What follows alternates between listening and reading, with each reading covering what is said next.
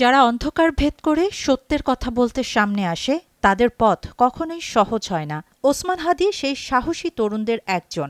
ঢাকা ৮ আসনের এই স্বতন্ত্র প্রার্থীর উপর গুলিবর্ষণ শুধু একজন মানুষের উপর হামলা নয়, এটি বাংলাদেশের গণতন্ত্রের উপর সরাসরি আঘাত।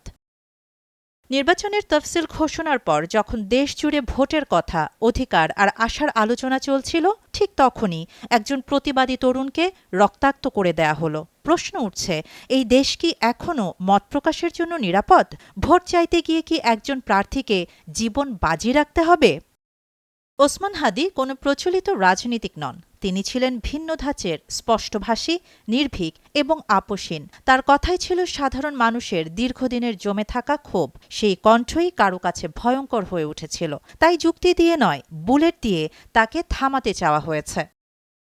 হাদী আজ বেঁচে আছেন, এটাই স্বস্তি। কিন্তু তার শরীরে লাগা প্রতিটি গুলি আমাদের গণতন্ত্রের শরীরে লাগা ক্ষতচিহ্ন। এই ঘটনা প্রমাণ করে আমাদের রাজনীতি এখনও কতটা সহিংস, কতটা অসহিষ্ণু। সেখানে ভিন্নমত মানেই শত্রু, আর শত্রু মানেই শিকার।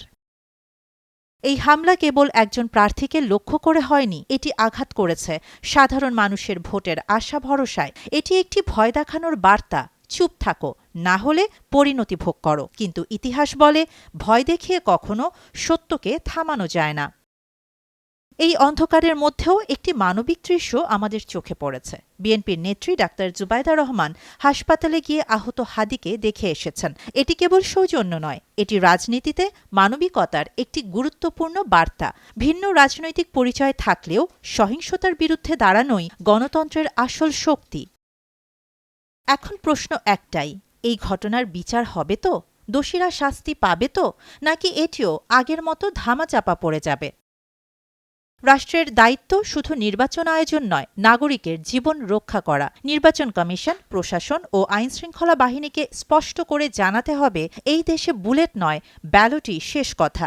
ওসমান হাদীর লড়াই আজ একার নয়, এটি প্রতিটি সচেতন নাগরিকের লড়াই। তার রক্ত যেন বৃথা না যায়। আমরা চাই সুষ্ঠু তদন্ত, দৃষ্টান্তমূলক শাস্তি এবং একটি নিরাপদ, সহিংসতামুক্ত নির্বাচন।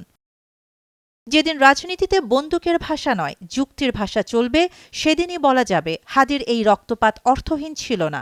সময় এসেছে নীরবতা ভাঙার, নইলে এই নীরবতাই আগামী দিনের আরও অনেক তরুণকে শিকারে পরিণত করবে। শাহানা জাহান, নয়াদিগন্ত।